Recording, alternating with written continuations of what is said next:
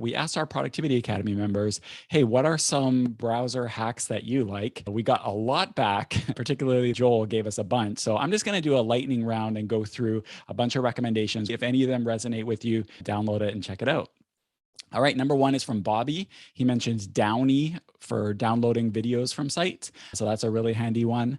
Yip Yip, the rest are from Joel. So Yip Yip lets you navigate Gmail on the web just with using keyboards. So you don't have to use mouse and trackpad. You can just zoom around. Everybody knows I love that. Next is Bardeen, which is automation for repetitive tasks and web apps. So you can create these little automations that do a lot of the repetitive stuff. So that's really handy. Two more are Super Agent and uBlock. So Super Agent automatically accepts those annoying cookie consent boxes that pop up on the bottom of websites. Just will automatically put accept, which is cool. And uBlock is a blocker. So check that out.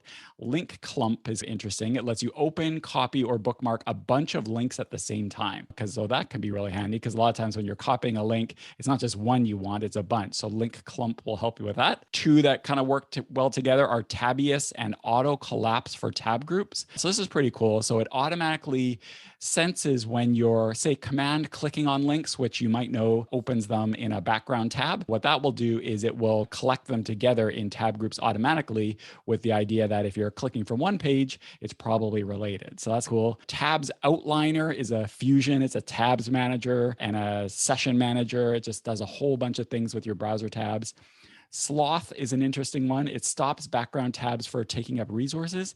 So that can really help with the battery and memory drain I was talking about with Chrome. Sloth can help with that. And then finally, Bookmarks Bar Switcher will allow you to create different bookmarks bars. So that's cool. It's similar to what we were talking about with profiles, but just like a small segment to that. So that is a big lightning round of different browser hacks that you can check out. However, I don't think we recommend that you check them all out at once. Tan, if we wanted somebody to take action from this episode and get started doing some of these browser hacks, what approach would you recommend?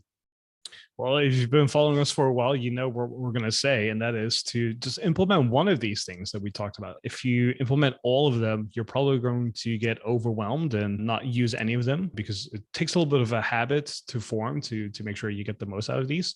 So I would say whatever you heard from us sharing here today, what's the one thing that stood out to you where you went, oh yeah, that's the thing that is going to make a difference. That's the thing I'm going to implement this week.